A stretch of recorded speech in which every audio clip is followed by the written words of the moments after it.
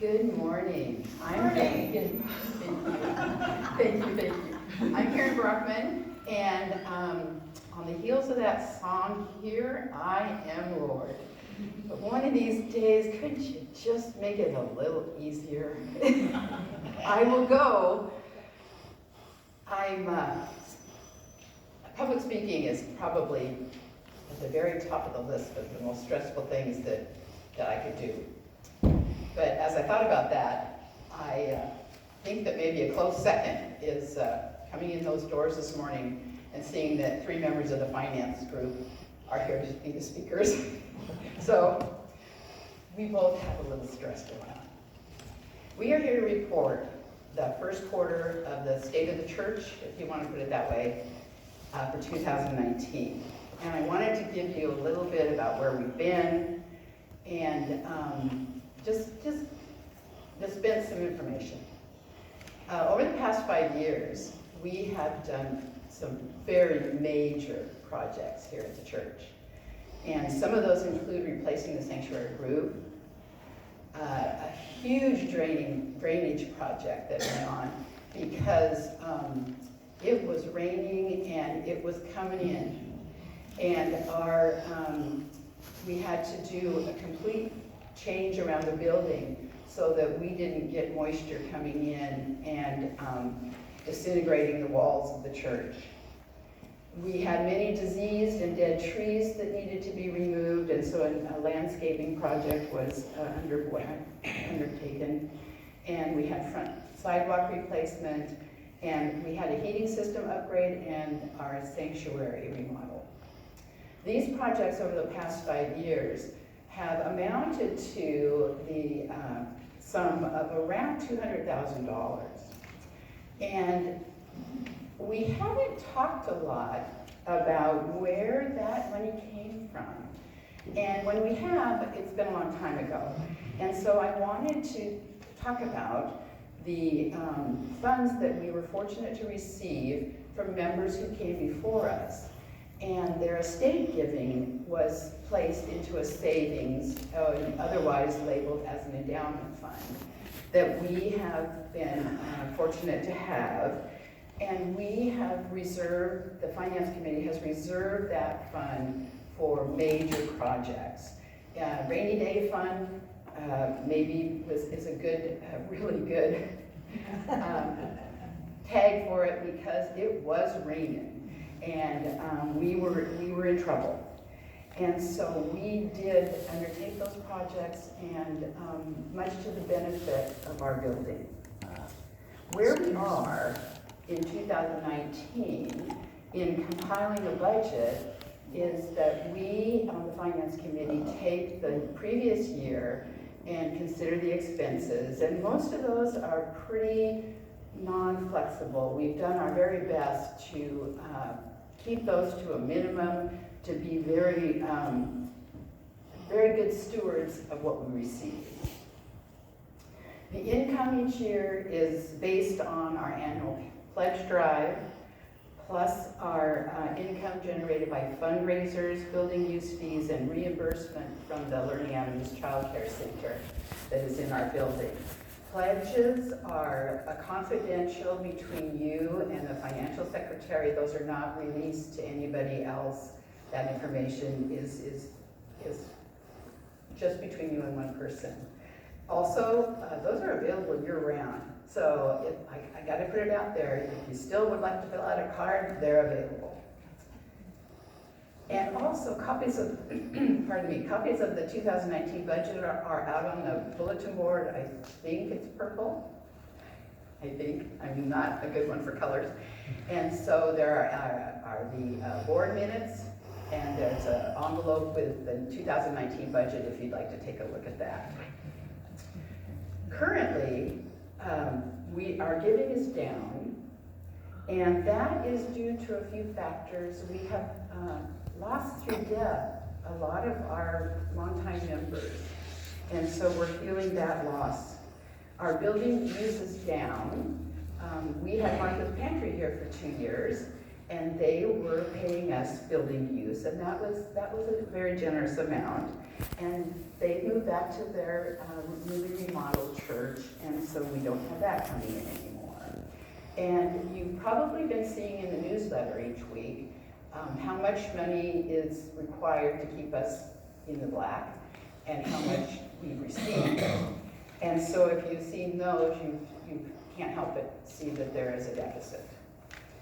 At the end of the first quarter of 2019, that adds up to about $5,000 that we are behind in our obligations. And we wanted to come to you early while this is still manageable and while we can still get a really good handle on it. And so we're asking for your help. And what can you do to help close the gap? There's a lot of things you can do.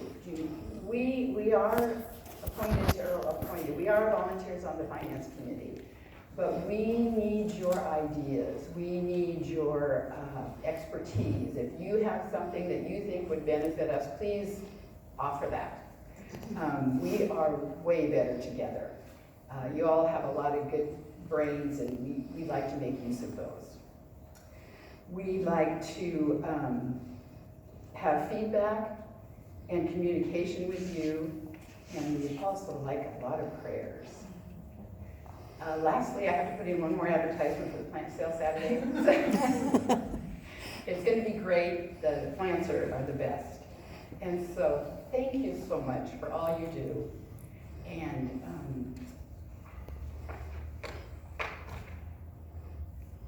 follow me, and we will still hold up our hands and say, here we are, Lord. And I'm handing it over to Mike Niehaus.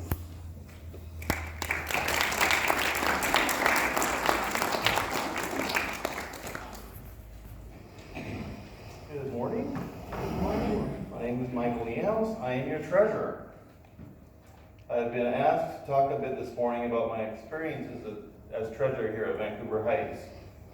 Now, I am a truck driver by trade. I drive a truck for a machine shop here in North Portland. My color is about as blue as they come. So how in the world did I end up keeping books for my church? The answer is simple, really. There was a need. I was asked, and I said yes. I didn't really want to say yes. I didn't know how to even begin doing what I was being asked to do, but still I said yes. Now that's the simple answer, but there's of course more to the story, as there always is. But in a nutshell, I was asked and I said yes. I was lucky enough to have a few months of training from my predecessor.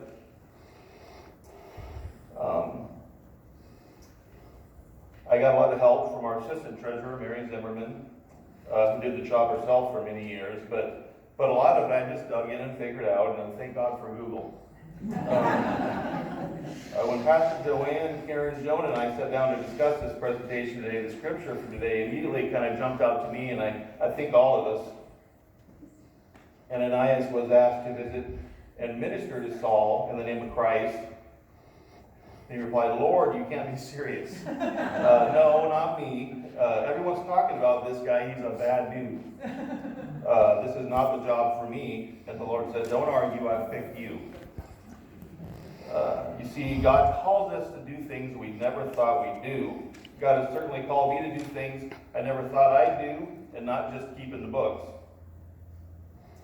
Mike, you are piling a bunch of kids in a rented van and taking them to San Francisco, where you will sleep on the dirty floor of an old church and minister to children in abysmal surroundings, conditions that will shock you. You remember Lou? Yes, Lord, okay, I will. And Lou said yes. Lou, as I recall, was nursing a nasty knee injury at the time. She had her knee in a brace, I think. Plenty of reason to say no, but no, she said yes. Think for a moment about what God has asked you to do. What the Lord is asking you to do. I'd like to speak more specifically for a second about my experience as treasurer. Finances are a part of the church that many of us would just as soon not know about or talk about or be involved in. After all, we have enough financial stress in our own lives, and who needs more? But the church's financial well-being and success doesn't happen without good financial financial stewardship. We have a finance and stewardship committee that works hard at it all year round. And we are a church that is committed to meeting all of our financial obligations. And there are many of them every year. Obligations to our aging building, obligations to our staff, obligations to our community, both locally and globally. And of course, even to the utility company. Over the last 5 years or so, as Karen has shared, we have done several major projects, both here and even over at the parsonage. These things were issues that needed to be taken care of, some that threatened the viability of our building and our ability to sustain our mission to the community. These major projects were achieved thanks largely, as Karen also shared, to the good stewardship of our predecessors, our friends and loved ones who have left us with a savings, also called an endowment. Over these past few years, this savings has not only allowed us to maintain our property, but in reality has helped us achieve all our financial obligations. Honestly, a major stress for me as your treasurer has been witnessing the ongoing trend of seeing the church's needs and obligations rely more and more on our savings. Seeing the weekly offering that once took care of the majority of our bills and obligations struggle more and more to do so. Waiting anxiously for the weekly deposit report, hoping it will cover what it needs to cover. As a church, we are vital in our spirituality, in our worship, in our intentional outreach to all of God's children. We do so much. We have a great responsibility. God calls us. God calls us to do things we never thought we would do. What is God calling you to do?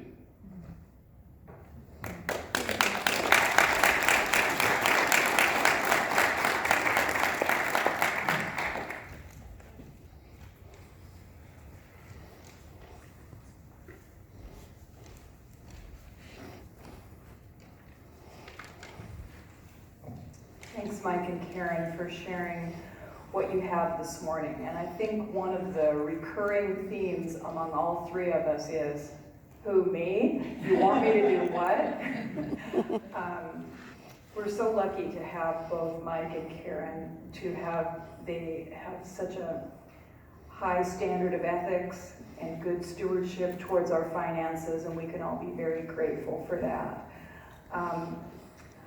I certainly never thought I would be standing before you as SPR chair for the last couple of years. And for those of you who may not know, Staff Parish is the group that oversees the paid staff. We have, one of our tasks is recommending salary levels for all of the employees and then presenting that to first the Finance Committee for approval and then on to Ad Board to approve and implement. You may know that during our annual conference that usually takes place in the fall, that is where we come before you and say this is our proposal for the pastor's salary for the coming year, and then there's a congregational vote to accept that or not. Since our last conference in last fall, Staff Parish has been struggling with the task of how do we increase our pastor's salary in light of the financial situation that Karen and Mike have explained. We know that Joan deserves a higher salary. We are so blessed to have her with us. She's a gifted pastor in so many ways, and we just appreciate you so much, Joanne. And so, as we have been looking at this, we've had a subcommittee of SPR looking at salaries of pastors across the Vancouver area in churches of similar sizes, United Methodist churches. And we are on the lower end of those salaries. We've also looked at the history of our church and what we pay our pastor. And so after a lot of conversations on how do we do this, what should we do, where do we go from here, One choice was to have an additional charge conference before our one that's regularly scheduled in the fall with the topic of pastor salary and to vote on an increase before the next annual conference.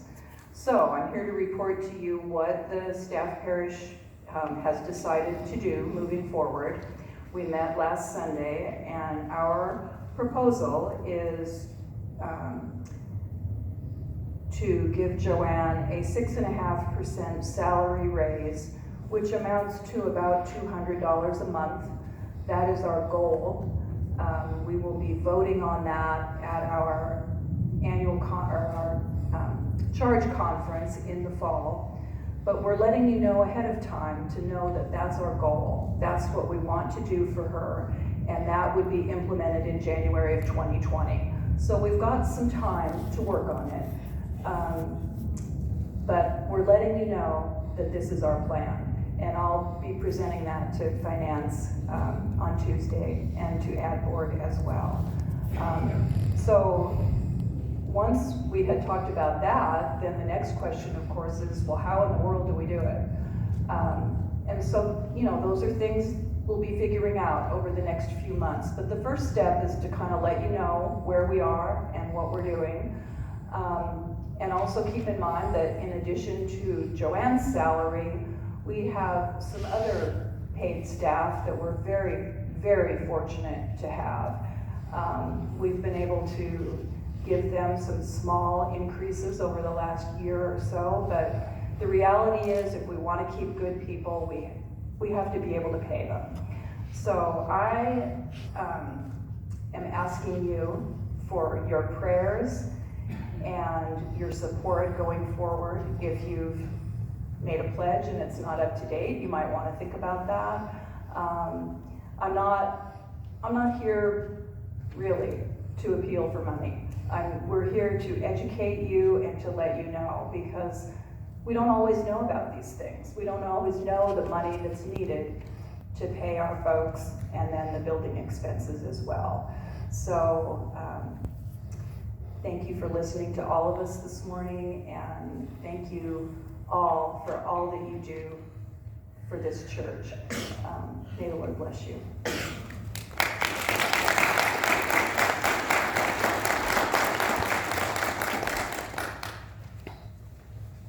Is there anyone else here that's been in this church less than 2 years? Would you raise your hand really high? Have you been here less than 2 years? It's quite a few of us, actually. I inherited this wonderful group of leaders, and we inherited a lot of stuff to negotiate, and I thank you all for your persistence and your goodness.